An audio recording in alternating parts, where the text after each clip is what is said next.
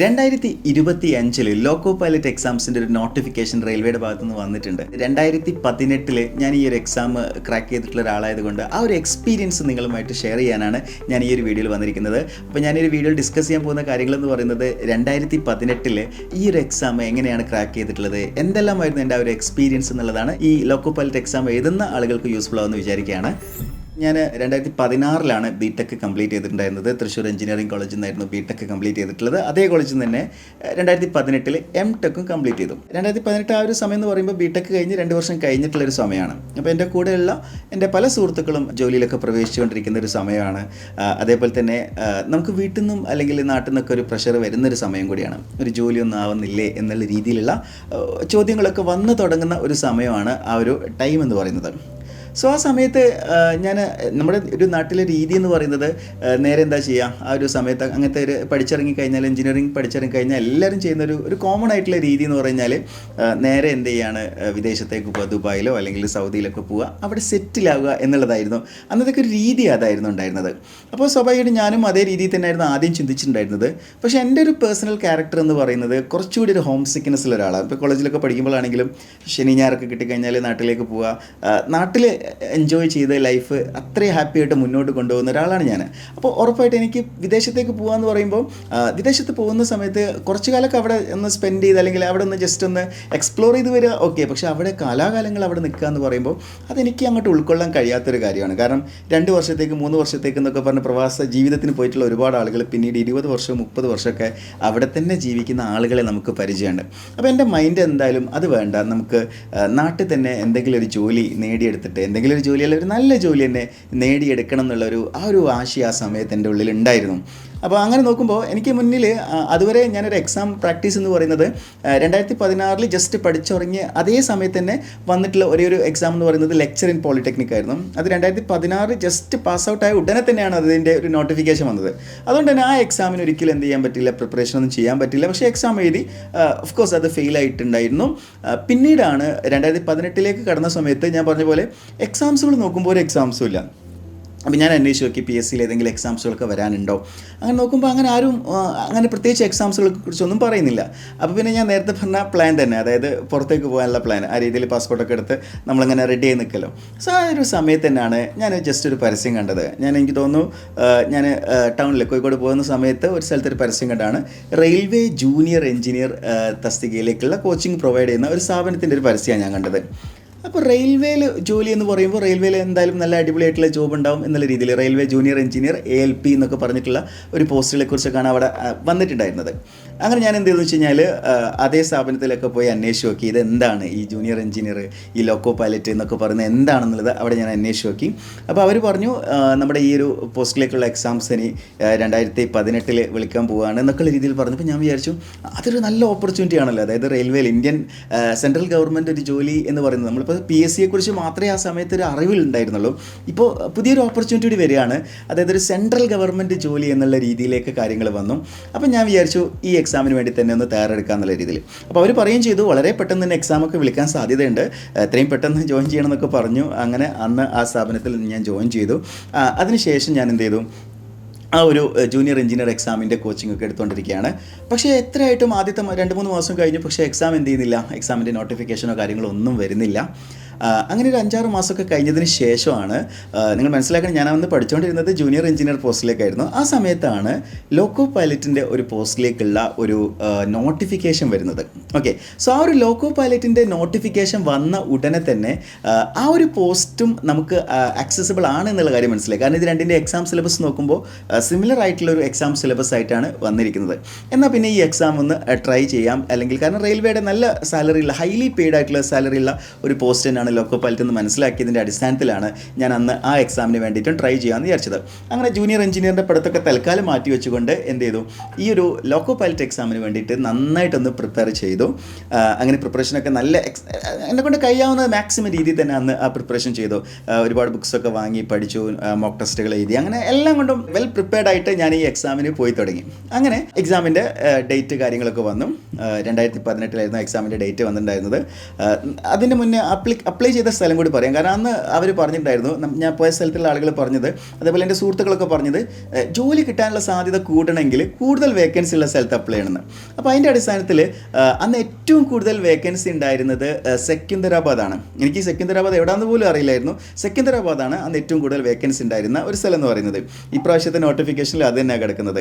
അപ്പം അന്നത്തെ ആ ഒരു നോളജിൻ്റെ ബേസിൽ ഒന്നും നോക്കിയില്ല, അങ്ങോട്ട് അപ്ലൈ ചെയ്തു. സെക്കന്ദരാബാദ് സോൺ തന്നെ അപ്ലൈ ചെയ്തു. എനിക്ക് തോന്നുന്നു അന്ന് ഏകദേശം 2000 മുകളിൽ വേക്കൻസി അവിടെ ഉണ്ട്. കേരളത്തിലൊക്കെ വളരെ ചുരുങ്ങിയ വേക്കൻസി മാത്രമേ ഉള്ളത്. അങ്ങനെ സെക്കന്ദരാബാദ് സോണൊക്കെ അപ്ലൈ ചെയ്തു. എക്സാം സിറ്റി ഒക്കെ സെക്കന്ദരാബാദ് അവിടെയൊക്കെ ആയിരിക്കും എന്നുള്ളൊരു ധാരണയിൽ നിൽക്കുന്ന സമയത്ത് ഹാൾ ടിക്കറ്റ് വന്ന സമയത്താണ് അറിഞ്ഞത് എക്സാം സെൻറ്റർ എന്ന് പറയുന്നത് അത്ര ദൂരമൊന്നുമല്ല. എൻ്റെ വീടിൻ്റെ വളരെ അടുത്ത് ഒരു 8 കിലോമീറ്റർ മാറിയിട്ടുള്ള ഒരു മെഡിക്കൽ കോളേജ് എന്നുള്ള സ്ഥലത്തുമാണ് എന്ത് ചെയ്തിട്ടുണ്ടായിരുന്നത്, അന്ന് എനിക്ക് എക്സാമിന് അലോട്ട്മെൻറ്റ് വന്നിട്ടുണ്ടായിരുന്നത്, അതായത് അഡ്മിഷൻ ടിക്കറ്റ് വന്നിട്ടുണ്ടായിരുന്നത്. അപ്പോൾ ഞാൻ സ്വാഭാവികമായിട്ടും ആ ഒരു എക്സാമിൻ്റെ ഡേറ്റിലേക്ക് എത്താൻ കാത്തിരിക്കുകയായിരുന്നു. കൃത്യമായിട്ടുള്ള പ്ലാനിങ്ങും ലാസ്റ്റ് ടൈം പ്രിപ്പറേഷനും ഒക്കെ സ്മൂത്തായിട്ട് പോയി. അങ്ങനെ എക്സാമിൻ്റെ തലേന്നായ സമയത്ത് അത്യാവശ്യം നിങ്ങൾക്ക് എല്ലാവർക്കും അറിയാം, നന്നായിട്ട് മഴ പെയ്യുന്നൊരു സമയമാണ്. ഭയങ്കരമായിട്ട് മഴ പെയ്തു. അത്യാവശ്യം എക്സ്ട്രീം ആയിട്ടുള്ളൊരു മഴയാണ് ആ സമയത്ത് വരുന്നത്. പിറ്റേന്ന് രാവിലെ ഞാനിങ്ങനെ ആലോചിച്ചു, ഇത്രയും മഴത്തൊക്കെ പോകുന്നത് കുറച്ച് ബുദ്ധിമുട്ടല്ലേ എന്നൊക്കെ ആലോചിച്ച് നിൽക്കുന്ന സമയത്താണ് എക്സാം സെൻറ്റർ മാറ്റി എന്ന് പറഞ്ഞുകൊണ്ട്, റീഷെഡ്യൂൾഡ് ആയി എന്ന് പറഞ്ഞുകൊണ്ട് എനിക്കൊരു മെസ്സേജ് വരുന്നത്. എൻ്റെ ആ ഒരു എക്സാം ജേർണി എന്ന് പറയുന്നത്, അല്ലെങ്കിൽ ആ ഒരു എക്സാം എക്സ്പീരിയൻസ് എന്ന് പറയുന്നത് ഒരിക്കലും നല്ല എക്സ്പീരിയൻസ് അല്ല എനിക്ക് ഉണ്ടായിട്ടുള്ളത്. അതാണ് നിങ്ങളെടുത്ത് ഞാൻ പറയാൻ പോകുന്നത്. അതായത് 2018 നിങ്ങൾക്ക് എല്ലാവർക്കും അറിയാം, പ്രളയത്തിൻ്റെ ഒരു സമയമാണ് അല്ലേ. ആ ഒരു പ്രളയത്തിൻ്റെ സമയം, അല്ലെങ്കിൽ അത് കാരണം അന്ന് എക്സാംസ് എന്തായി പോയി, അന്ന് എക്സാംസ് റീഷെഡ്യൂൾഡായി. ഓക്കെ, എന്നാലും കുഴപ്പമൊന്നുമില്ല. കാരണം നമ്മൾ ഈ എക്സാമിന് വേണ്ടി പഠിച്ചിട്ടുണ്ട്. റീഷെഡ്യൂൾ ആയി എന്ന് പറഞ്ഞാൽ നമുക്ക് കുറച്ചുകൂടിയൊക്കെ സമയം കിട്ടുന്നുണ്ട് എന്നുള്ള രീതിയിൽ എന്ത് ചെയ്തു, ഞാൻ ഈ എക്സാമിന് വേണ്ടി പിന്നെയും കുറച്ചുള്ള കിട്ടിയ ദിവസങ്ങളെല്ലാം മാക്സിമം യൂട്ടിലൈസ് ചെയ്യാൻ ശ്രമിച്ചു. അങ്ങനെ റീഷെഡ്യൂൾഡ് ആയ എക്സാം സെൻറ്റർ നമുക്ക് വന്നു.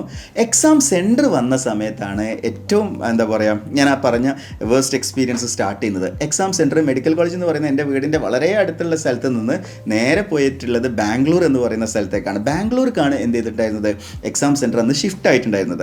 സോ ആ ഒരു ഷിഫ്റ്റ് എന്ന് പറയുന്നത് എന്നെ സംബന്ധിച്ചിടത്തോളം ഒരുപാട് ദൂരേക്കുള്ള ഒരു ഷിഫ്റ്റ് ആയിത്തീരുന്നു.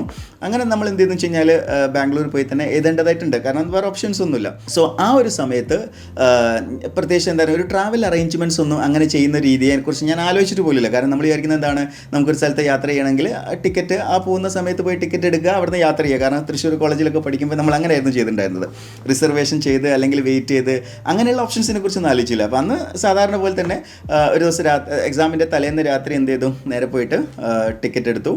ജനറൽ കമ്പാർട്ട്മെൻറ്റിൽ പോയപ്പോഴാണ് ശരിക്കും ഷോക്കിംഗ് ആയിപ്പോയത്. ഭയങ്കര കൺജസ്റ്റഡ് ആയിട്ടുള്ള ഒരു ട്രെയിനിലാണ് അന്ന് പോയിട്ടുണ്ടായിരുന്നത്.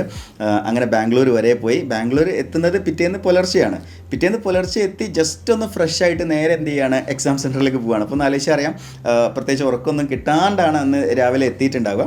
അങ്ങനെ നേരെ എക്സാം സെൻറ്ററിലേക്ക് പോയി. ഒരു പക്ഷേ ഞാൻ അത്രയും എഫേർട്ട് എടുത്തത് കൊണ്ടായിരിക്കാം തീർച്ചയായിട്ടും എനിക്ക് എക്സാം അത്ര ഡിഫിക്കൽട്ട് ആയിട്ടുണ്ടായിരുന്നില്ല. അത്യാവശ്യം കുഴപ്പമില്ലാത്ത രീതിയിൽ എഴുതി. പിന്നെ തീർച്ചയായിട്ടും ആ ഒരു ഉറക്കത്തിൻ്റെ ക്ഷീണമൊക്കെ അന്ന് ഉണ്ടായിരുന്നെങ്കിൽ പോലും എനിക്കറിയായിരുന്നു, അന്ന് എക്സാം എഴുതിയപ്പോൾ തന്നെ എനിക്ക് മനസ്സിലായി ഇതെനിക്ക് ക്രാക്ക് ചെയ്യാൻ പറ്റും, അല്ലെങ്കിൽ ഇതെനിക്ക് കിട്ടാൻ പോകുന്നുണ്ട് എന്നുള്ള കാര്യം എനിക്ക് മനസ്സിലായിട്ടുണ്ടായിരുന്നു. അങ്ങനെ ഞാൻ എന്ത് ചെയ്തു, ഞാൻ വളരെ ആ ഒരു ഹാപ്പിനെസ്സിൽ തന്നെയാണ് തിരിച്ച് വന്നിട്ടുണ്ടായിരുന്നത്. അങ്ങനെ റിസൾട്ട് വരാൻ വെയിറ്റ് ചെയ്തു. റിസൾട്ട് വന്നു. ഓഫ് കോഴ്സ് അതിൽ ക്വാളിഫൈഡ് ആയി, CBT 1 ക്വാളിഫൈഡ് ആയി. പിന്നെയാണ് ഞാൻ ഈ എക്സാംസിൻ്റെ CBT 2 കുറിച്ച് അറിയുന്നത്. അപ്പോൾ CBT 2 കുറിച്ച് അറിഞ്ഞ സമയത്ത് ഇതിൽ പാർട്ട് എ, പാർട്ട് ബി എന്നൊക്കെ പറഞ്ഞുള്ള സെക്ഷന്. ഇതിൽ പാർട്ട് എ എന്ന് പറയുന്നത് നോൺ ടെക്നിക്കലായിട്ടുള്ള, അതായത് ഫസ്റ്റ് എക്സാം പോലെ തന്നെയാണ് പാർട്ട് ബിയിൽ കുറച്ച് ടെക്നിക്കലായിട്ടുള്ള കാര്യങ്ങൾ. ഈ ടെക്നിക്കലായിട്ടുള്ള കാര്യങ്ങളെക്കുറിച്ച് പറയുകയാണെങ്കിൽ നമ്മൾ ഈ അപ്ലിക്കേഷൻ്റെ ടൈമിൽ തന്നെ സെലക്ട് ചെയ്യാനുണ്ട്, അതായത് ഏതാണ് നമ്മുടെ പാർട്ട് ബി എന്നുള്ളത്. അതെനിക്ക് ഓർമ്മ തന്നെയില്ല. കാരണം നമ്മൾ അപ്ലൈ ചെയ്ത സമയത്ത് ജസ്റ്റ് അപ്ലൈ ചെയ്തു, എവിടേക്കോ ടിക്കറ്റ് പോകുന്ന ഒരു രീതിയിലാണ് അന്ന് അപ്ലൈ ചെയ്ത് പോയിട്ടുണ്ടായിരുന്നത്. അപ്പോൾ നോക്കിയ സമയത്ത് എനിക്ക് തോന്നുന്നു ഇലക്ട്രീഷ്യൻ എന്ന് പറയുന്ന ഒരു സാധനമാണ് അന്ന് സെലക്റ്റായി കിടക്കുന്നത്. ഇലക്ട്രിക്കൽ കഴിഞ്ഞ ആൾക്കാർക്കുള്ള ഒരു ഓപ്ഷനാണ് ഇലക്ട്രീഷ്യൻ എന്ന് പറഞ്ഞിട്ടുണ്ടായിരുന്നത്. അങ്ങനെ എന്ത് ചെയ്തു, അതും കുറച്ച് കാര്യങ്ങളൊക്കെ പഠിക്കാനുണ്ടായിരുന്നു. സോ അതൊക്കെ നോക്കി എന്ത് ചെയ്തു, എക്സാം സെൻറ്ററിലേക്ക് പോയി. അങ്ങനെ എക്സാം സെൻറ്ററിലേക്ക് പോയ സമയത്താണ് ശരിക്കും ഷോക്കായി പോയത്. കാരണം ഈ എക്സാമിനേഷനിൽ ഞാൻ പഠിച്ച രീതിയിലല്ലാത്ത കുറേ അധികം ചോദ്യങ്ങൾ ആ എക്സാമിന് വന്നു. അപ്പോൾ ഞാൻ ശരിക്കും കൺഫ്യൂസ്ഡ് ആയിപ്പോയി. അതായത് നമ്മൾ കുറേ കഷ്ടപ്പെട്ട് പഠിച്ചു, പക്ഷേ എക്സാമിൻ്റെ ഈ ഒരു പാർട്ട് എയിലെ ചോദ്യങ്ങൾ, പാർട്ട് ബി വളരെ ഈസി ക്വസ്റ്റ്യൻസ് ആണ്. നമ്മൾ വിചാരിക്കും പോലെ പാർട്ട് ബി എന്ന് പറയുന്നത് CBT 2 എക്സാമിനേഷന് ഒരിക്കലും ഒരു ടാസ്ക് അല്ല. എൻ്റെ ഓർമ്മ ശരിയാണെങ്കിൽ റെസിസ്റ്റൻസുമായി ബന്ധപ്പെട്ട് തന്നെ 3-4 ചോദ്യങ്ങൾ ആ പരീക്ഷയ്ക്ക് വന്നിട്ടുണ്ട്. ഉദാഹരണത്തിന് what is the unit of resistance എന്നൊരു ചോദ്യം ഉണ്ടായിരുന്നു. അതേ ക്വസ്റ്റ്യൻ പേപ്പറിൽ തന്നെ വേറെ ചോദ്യമായിരുന്നു, ohm is the unit of dash എന്ന് പറഞ്ഞിട്ട്, അതായത് അത്രയും സിമ്പിളായിട്ടുള്ള ഒരു സെക്ഷൻ ആയിരുന്നു പാർട്ട് ബി. ഇപ്പോൾ പാർട്ട് ബിയിലെ മാർക്ക് എന്ത് ചെയ്യില്ല, ഈ എക്സാമിന് പരിഗണിക്കില്ല, പാർട്ട് എൻ്റെ മാർക്ക് മാത്രമേ പരിഗണിക്കുള്ളൂ. പക്ഷേ പാർട്ട് എ അന്ന് എക്സാമിന് എന്നെ സംബന്ധിച്ചിടത്തോളം വളരെ ഡിഫിക്കൽട്ട് ആയിട്ടുള്ളൊരു എക്സാം ആയിട്ട് മാറുമായിരുന്നു. അപ്പോൾ സ്വാഭാവികമായിട്ടും എക്സാം എഴുതി പുറത്തിറങ്ങുന്ന സമയത്ത് നമുക്ക് ഉണ്ടാകുന്ന ഒരു ഫീലിംഗ് എന്ന് പറയുന്നത്, ഞാൻ ആദ്യത്തെ CBT 1 എഴുതിയപ്പോൾ എനിക്ക് കിട്ടിയ ഒരു ഫീൽ എന്ന് പറയുന്നത്, ഇത് എന്തായാലും ഞാൻ ക്രാക്ക് ചെയ്യുന്നുള്ളൊരു കോൺഫിഡൻസ് ആയിരുന്നെങ്കിൽ CBT 2 കഴിഞ്ഞപ്പം നേരെ റിവേഴ്സ് ആയിട്ടാണ് വന്നിട്ടുണ്ടായിരുന്നത്. ഇതെന്തായാലും ഞാൻ ഫെയിലാവും എന്നുള്ള ഒരു രീതിയിലാണ് എനിക്ക് തോന്നിയിട്ടുണ്ടായിരുന്നത്. അപ്പോൾ ആ ഒരു രീതിയിലൊക്കെ നിൽക്കുന്ന സമയത്ത് അന്ന് എൻ്റെ കൂടെ എക്സാംസ് എഴുതിയ ആൾക്കാർക്ക് അടുത്ത് ഞാൻ എന്ത് ചെയ്തു, കോൾ ചെയ്ത് നോക്കി എക്സാംസ് ഒക്കെ എങ്ങനെ ഉണ്ടായിരുന്നു എന്നൊക്കെ അന്വേഷിച്ചു. അവരൊക്കെ പറഞ്ഞു എക്സാംസ് ഈസി ആയിരുന്നു, കുഴപ്പമൊന്നുമില്ല എന്ന രീതിയിലാണ് എൻ്റെ പല സുഹൃത്തുക്കളും അന്ന് റിപ്ലൈ നൽകിയിട്ടുണ്ടായിരുന്നു. പക്ഷേ ഞാൻ അന്ന് എഴുതിയ എക്സാംസ് എന്ന് പറയുമ്പോൾ ഞാനതൊന്ന് അന്വേഷിച്ചു, ആ എക്സാംസിനെ കുറിച്ചൊന്ന് അന്വേഷിച്ച സമയത്ത്, അല്ലെങ്കിൽ യൂട്യൂബിൽ ജസ്റ്റ് വീഡിയോസുകളൊക്കെ കണ്ടു നോക്കിയപ്പോൾ എനിക്ക് മനസ്സിലായി അന്നും ഈ യൂട്യൂബിൽ ക്ലാസ്സസ് കാര്യങ്ങളൊക്കെ ഒരുപാടൊന്നും ഇല്ലെങ്കിലും ഇത്തരം അനാലിസിസ് കാര്യങ്ങളൊക്കെ കുറേ അധികം അന്നുണ്ടായിരുന്നു. അങ്ങനെ ചില യൂട്യൂബ് ചാനൽസൊക്കെ നോക്കിയപ്പോൾ എനിക്ക് മനസ്സിലായി അന്നത്തെ എക്സാം, അതായത് ഞാൻ എഴുതിയ ആ ഒരു പെർട്ടിക്കുലർ ഷിഫ്റ്റിലെ എക്സാം എന്ന് പറയുന്നത് അത്യാവശ്യം ഡിഫിക്കൽട്ട് ആയിട്ടുള്ള ഒരു എക്സാം തന്നെ ആയിരുന്നു എന്ന് ഒരുപാട് പേര് അതിൽ പറഞ്ഞിട്ടുണ്ട്. അപ്പോഴാണ് ഈ നോർമലൈസേഷൻ എന്ന് പറയുന്നൊരു പ്രോസസ്സിനെ കുറിച്ച് ഞാൻ കേൾക്കുന്നത്. അതായത് ഒരു എക്സാം ഡിഫിക്കൽട്ട് ആണെങ്കിൽ ഇപ്പോൾ പല ഷിഫ്റ്റുകളായിട്ടാണ് എക്സാം നടക്കുക. കാരണം ഒരൊറ്റ എക്സാം ആയിട്ടല്ല ഓൾ ഇന്ത്യ ലെവലിൽ ഈ എക്സാം നടക്കുന്നത്, ഷിഫ്റ്റായിട്ടാണ് ഈ എക്സാംസ് നടക്കുന്നത്. അപ്പോൾ അന്ന് കുറേ ഷിഫ്റ്റുകളുണ്ട്. അപ്പോൾ അതിൽ ഞാൻ എഴുതിയ ഷിഫ്റ്റ് ടഫ് ആയതുകൊണ്ട് തന്നെ നോർമലൈസേഷൻ എന്ന് പറയുന്നത് നമുക്ക് ഫേവറബിൾ ആയിട്ടാണ് വരിക. അപ്പോൾ അങ്ങനെ രീതിയൊക്കെ ഉണ്ടെന്ന് അന്നാണ് മനസ്സിലായത്. അപ്പോൾ ആ ഒരു രീതിയിൽ നോർമലൈസേഷൻ വന്ന സമയത്ത് ഏറ്റവും മികച്ച രീതിയിൽ, അതായത് അന്ന് എനിക്ക് പ്രതീക്ഷിച്ചതിലും ഒരുപാട് ഉയർന്ന ഒരു മാർക്കാണ് നോർമലൈസേഷന് ശേഷം എനിക്ക് വന്നിട്ടുണ്ടായിരുന്നത്. ഒരു ബെസ്റ്റ് സ്കോർ എന്ന് തന്നെ പറയാൻ, നോർമൽ ശരിയാണെങ്കിൽ എബവ് 70 എനിക്ക് ആ ഒരു എക്സാംസിൽ എന്ത് ചെയ്യാൻ പറ്റിയിട്ടുണ്ട്, സ്കോർ ചെയ്യാൻ പറ്റിയിട്ടുണ്ട്. അങ്ങനെ CBT 2 എന്ന് പറയുന്ന എക്സാംസ് സക്സസ്ഫുള്ളി കംപ്ലീറ്റ് ചെയ്യുകയാണ്. അതായത് CBT 1 വളരെ ഈസി ആയിട്ടുള്ള ഒരു വാക്ക് ഓവർ ആയിരുന്നെങ്കിൽ CBT 2 എന്ന് പറയുന്നത് എന്നെ സംബന്ധിച്ചിടത്തോളം ആ ഒരു ജേണിയിൽ ഏറ്റവും ഡിഫിക്കൽട്ട് ആയിട്ടുള്ള ഒരു പാത്ത് തന്നെയായിരുന്നു. അതിനുശേഷമാണ് ദെൻ മൂന്നാമത്തെ ഒരു സ്റ്റേജിൻ്റെ CBAT എന്നുള്ളത്. അത് ശരിക്കും ഒരു സർപ്രൈസ് എലമെൻ്റ് ആയിരുന്നു. അതായത് അങ്ങനൊരു എക്സാംസിനെ കുറിച്ച് നമ്മൾ കേട്ടിട്ടില്ല, അങ്ങനൊരു എക്സാംസിൻ്റെ രീതികളെക്കുറിച്ച് നമുക്കറിയില്ല. അതൊരു സൈക്കോമെട്രിക് ടെസ്റ്റ് എന്നുള്ള രീതിയിൽ വളരെ എക്സ്ക്ലൂസീവ് ആയിട്ടുള്ള ഒരു എക്സാമാണ് ഈ ഒരു പോസ്റ്റിലേക്ക് വേണ്ടിയിട്ടുള്ളത്. അപ്പോൾ ഈ സൈക്കോമെട്രിക് ടെസ്റ്റ് എന്ന് പറയുമ്പോൾ ഈ ടെസ്റ്റ് എന്ന് പറയുന്നത് അത്രയും കെയർഫുൾ ആയിട്ടുള്ള ജോബ്സിൽ മാത്രം, ഇപ്പോൾ ഒരു പൈലറ്റോ അല്ലെങ്കിൽ ലോക്കോ പൈലറ്റ് അല്ലെങ്കിൽ സ്റ്റേഷൻ മാസ്റ്റർ ഒക്കെ പോലെ അങ്ങനെയുള്ള പോസ്റ്റുകളിൽ മാത്രമാണ് ഈ സൈക്കോമെട്രിക് ടെസ്റ്റ് വരുന്നത്. ഈ സൈക്കോമെട്രിക് ടെസ്റ്റ് എന്ന് പറയുന്നത് നമ്മുടെ നമ്മുടെ കോൺസെൻട്രേഷൻ ലെവല്, നമ്മുടെ ഒബ്സർവേഷൻ സ്കില്ല്, നമ്മുടെ മെമ്മറി സ്കില്ല്, ഇതെല്ലാം ടെസ്റ്റ് ചെയ്യുന്ന ഒരു പ്രത്യേക തരം ടെസ്റ്റാണ്. ഇപ്പോൾ ഞാൻ ആ ടെസ്റ്റിനെ കുറിച്ചുള്ള വീഡിയോ നമ്മുടെ ചാനലിൽ അന്ന് ചെയ്തിട്ടുണ്ട്. നമ്മൾ പുതിയൊരു വീഡിയോ ചെയ്യാൻ ഒരുപാട് യൂസേഴ്സ് പറഞ്ഞിട്ടുണ്ട്. അപ്പോൾ ഞാൻ ആ വീഡിയോ ചെയ്യുന്നുണ്ട്. അപ്പോൾ ആ ഒരു ഇൻട്രസ്റ്റിംഗ് ആയിട്ടുള്ള ടെസ്റ്റിനെ കുറിച്ച് ആദ്യമായിട്ട് നമുക്ക് അറിയാത്തൊരു ടെസ്റ്റിലേക്കാണ് നമ്മൾ എൻ്റർ ചെയ്യാൻ പോകുന്നത്. അങ്ങനെ അന്ന് ആ ടെസ്റ്റിനെ കുറിച്ചൊക്കെ പഠിച്ചു. ആ എക്സാമിനെ കുറിച്ചും പഠിച്ചിങ്ങാനാണ് അന്ന് എന്ത് ചെയ്തിട്ടുണ്ടായിരുന്നു, CBAT എക്സാം എഴുതിയിട്ടുണ്ടായിരുന്നത്. അങ്ങനെ ആ CBAT എക്സാം എഴുതിയതിന് ശേഷം ആ ഒരു എക്സാം വീണ്ടും ആ ഒരു എക്സാമിൽ എനിക്ക് വിജയിക്കാൻ കഴിഞ്ഞു. വലിയ ബുദ്ധിമുട്ടില്ലാത്ത രീതിയിൽ തന്നെ ആ എക്സാം ക്ലിയർ ചെയ്തതിന് ശേഷമാണ് ഈ ഒരു സെക്കന്ദരാബാദ് സെക്ഷനിൽ എനിക്ക് ഈ ഒരു ലോക്കോ പൈലറ്റ് എന്ന് പറയുന്ന സെക്ഷൻ ട്രെയിനിങ്ങിൽ ഉള്ള ഇൻവിറ്റേഷൻ ലഭിക്കുന്നത്. അതൊരു മൊമെൻ്റ് ആണല്ലേ, നമ്മുടെ ലൈഫിൽ ഒരു ജോലി ലഭിക്കുക എന്ന് പറയുന്ന ആ ഒരു മൊമെൻ്റ് ഉണ്ടല്ലോ. അതായത് നമ്മൾ ഏറ്റവും കൂടുതൽ ആ ഒരു ജോലിക്ക് വേണ്ടിയിട്ട് അത്രയും സിൻസിയറായിട്ട് എഫേർട്ട് എടുത്തിട്ട് നമുക്ക് ആ ഒരു ജോലി ലഭിക്കുന്ന ആ ഒരു മൊമെൻ്റ് എന്ന് പറയുന്നത് നമ്മുടെ ലൈഫിൽ തന്നെ ഒരു ടേണിംഗ് പോയിൻ്റാണ്. എനിക്ക് ഏറ്റവും ഹാപ്പിനെസ് ഉണ്ടായിട്ടുള്ള ഒരു മൊമെൻറ്റും ഒരു ജോലി ലഭിക്കുക എന്ന് പറയുന്ന ആ ഒരു സമയം തന്നെയാണ്. സോ അങ്ങനെ ട്രെയിനിങ്ങിന് വേണ്ടി എനിക്ക് വിശാഖപട്ടണത്താണ് അന്ന് ട്രെയിനിങ് ലഭിച്ചിട്ടുണ്ടായിരുന്നത്. അതിനിടയിലും ചെറിയൊരു സ്ട്രഗിൾ ഉണ്ടായിരുന്നു. അതായത് എനിക്ക് ഈ എക്സാം ക്ലിയർ ആയി, പക്ഷേ എന്ത് ചെയ്യുന്നില്ല, ട്രെയിനിങ്ങിന് കോൾ ചെയ്യുന്നില്ല. നിങ്ങൾക്ക് എല്ലാവർക്കും അറിയാം, ആ സമയത്താണ് കൊറോണ വന്നിട്ടുണ്ടായിരുന്നത്. അപ്പം ആ കൊറോണ വന്നത് കാരണം തന്നെ അന്ന് എക്സാമിന് സെലക്ട് ആയി, പക്ഷേ എന്ത് ചെയ്യാൻ പറ്റില്ല, ട്രെയിനിങ്ങിന് വിളിക്കുന്നില്ല. ഇനി ട്രെയിനിങ്ങിന് വിളിക്കാതിരിക്കുകയോ അല്ലെങ്കിൽ നമ്മുടെ ജോലി നഷ്ടപ്പെട്ടു എന്നുള്ള ടെൻഷൻ ആ സമയത്തുണ്ടായിരുന്നു. അങ്ങനെ ഒരുപാട് സ്ട്രഗിൾ ആയിരുന്നു ആ ഒരു പീരീഡ് എന്ന് പറയുന്നത്.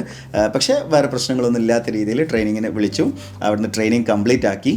പിന്നീട് ആ ഒരു ട്രെയിനിങ് ഒക്കെ കഴിഞ്ഞ് ജോലിയിൽ പ്രവേശിച്ചതിന് ശേഷമാണ് തീർച്ചയായിട്ടും നിങ്ങൾക്ക് എല്ലാവർക്കും അറിയുന്നത് പോലെ എൻട്രിയിൽ ഈ ഒരു വീണ്ടും കോച്ചിങ് കാര്യങ്ങളൊക്കെ ആയിട്ട് വന്ന് എൻട്രിയിൽ ഇലക്ട്രിക്കലിൻ്റെ ഡിപ്പാർട്ട്മെൻറ്റിൽ ജോയിൻ ചെയ്തിട്ടുണ്ടായിരുന്നത്. ബാക്കിയുള്ള എൻ്റെ ഒരുവിധം സ്റ്റോറിയൊക്കെ നിങ്ങൾക്ക് അറിയാമെന്ന് ഞാൻ വിചാരിക്കുന്നത്. 2020 ശേഷം എൻട്രിയിലൂടെ നിങ്ങളുമായിട്ട് നിരന്തരം കമ്മ്യൂണിക്കേറ്റ് ചെയ്തുകൊണ്ടിരിക്കുകയാണ്.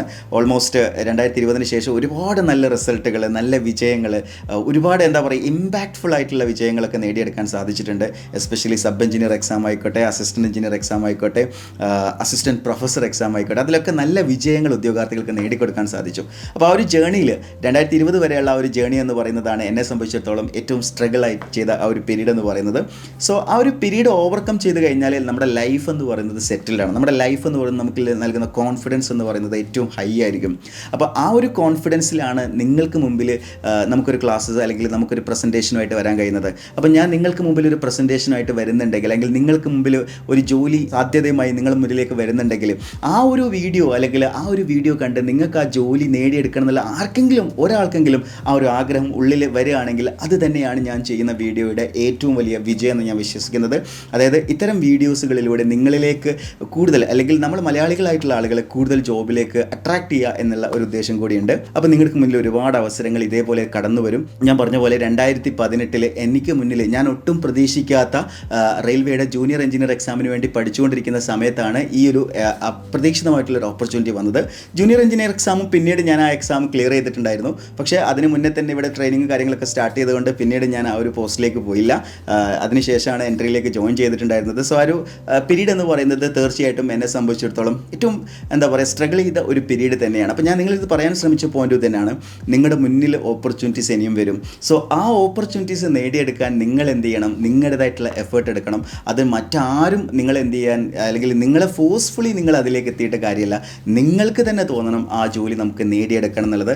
ആ ഒരു വാശിപ്പുറത്ത് നേടിയെടുക്കാൻ കഴിയുന്ന ജോലികളൊക്കെ തന്നെയുള്ളൂ. അപ്പോൾ ഇപ്രാവശ്യവും RRBയുടെ ലോക്കോ പൈലറ്റ് എക്സാം വിളിച്ചിട്ടുണ്ട്. അതേപോലെ തന്നെ ജൂനിയർ എഞ്ചിനീയർ എക്സാമും ഈ വർഷം വിളിക്കാൻ പോകുന്നുണ്ട്. അപ്പോൾ അതൊക്കെ നിങ്ങൾക്ക് മുമ്പിലുള്ള നല്ല നല്ല ഓപ്പർച്യൂണിറ്റീസ് ആണ്. സോ ആ ഓപ്പർച്യൂണിറ്റീസ് നേടിയെടുക്കാൻ വളരെ സിൻസിയറായിട്ട് എഫേർട്ട് എടുക്കുക. നിങ്ങളുടെ ലൈഫിൽ ഏറ്റവും മികച്ച വിജയം നേടാൻ സാധിക്കട്ടെ. അപ്പോൾ ഇത്രയാണ് ഈ ഒരു ജേർണിയിൽ നിങ്ങളുമായിട്ട് ഡിസ്കസ് ചെയ്യാനുള്ളത്. തീർച്ചയായിട്ടും എൻ്റെ ആ ഒരു കാലഘട്ടം ഓർമ്മിക്കുന്ന ഒരു സമയം കൂടിയാണിത്. അപ്പോൾ ഇതുപോലെ നിങ്ങൾക്കും ആ ഒരു സ്ട്രഗിൾ പീരീഡോ അല്ലെങ്കിൽ ആ ഒരു പീരീഡ് നിങ്ങളും ഓവർകം ചെയ്ത് കഴിഞ്ഞാൽ നിങ്ങളുടെ ലൈഫിലും സക്സസ് ഉണ്ടാവും. Thank you for listening. Have A nice day.